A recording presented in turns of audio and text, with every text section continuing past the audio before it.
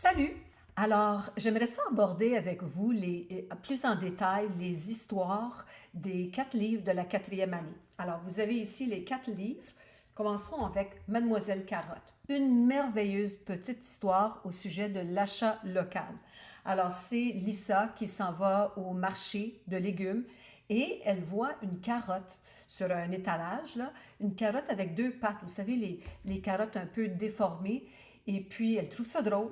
Elle s'en allait faire un devoir, un photoroman. Alors, elle avait son appareil photo, son téléphone, et puis elle met un champignon sur la carotte, puis elle commence à la prendre en photo. Et là, la carotte se met à lui parler. Ben, en fait, c'est son ami de sa classe qui est sous la table qui lui joue un tour. Et l'amie, Nathalie, c'est la fille du marchand de légumes. Et puis, ils s'entendent pour faire une entrevue avec la carotte où Nathalie jouerait la carotte. Alors, commence l'entrevue, toutes sortes de questions, et à travers le petit scénario, on commence à voir et comprendre les concepts de l'achat local qui sont passés par la bouche de Nathalie, qui est la fille du marchand.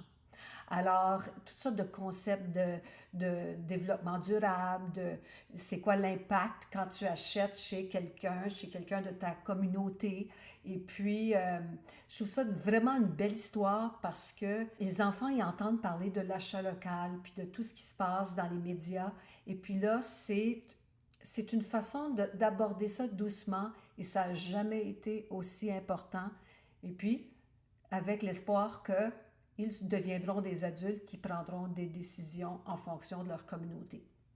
Deuxième histoire, on a la primo, la mezzo ou l'excel. Lisa, elle doit choisir entre 3 planches à roulettes. Elle va avec son ami Samuel et évidemment, elle a le choix entre la cheap, la trop chère, puis celle qui est juste bien, sauf que le vendeur essaye de la convaincre d'acheter la plus chère, évidemment. Puis elle est tentée d'acheter celle qui fait péter son budget.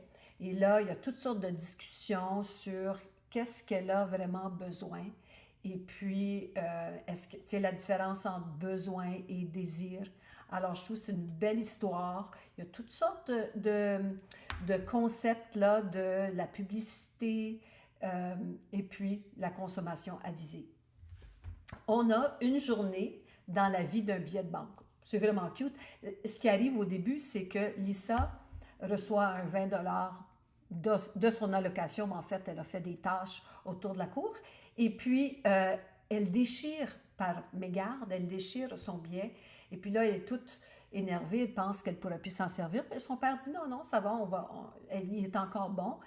Puis, elle va à la quincaillerie s'acheter de la peinture parce qu'elle veut faire un peu de peinture dans sa chambre.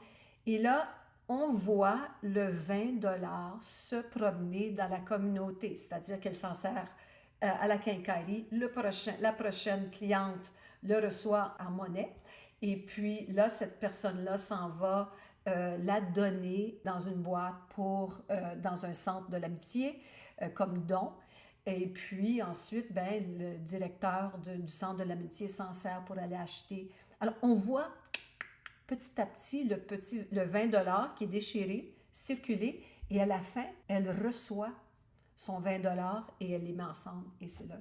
Et là, en fait, on a vu vraiment le 20 être épargné, être dépensé, être partagé. Et puis, ça trace un peu le chemin de comment circule l'argent dans notre communauté. Et on a l'histoire des choix difficiles, qui est une belle petite histoire qui nous fait explorer la différence entre épargner, dépenser et partager et nos valeurs, c'est-à-dire que chaque élève réfléchit à son approche face à son argent et puis alors il trouve à la fin un peu la formule magique, alors le pourcentage de dépenses, d'épargne et de partage. Alors voilà les 4 histoires. Beaucoup de prétextes pour aborder la littératie financière, beaucoup de prétextes pour discuter. Dans un autre clip vidéo, je vais vous parler des guides pédagogiques.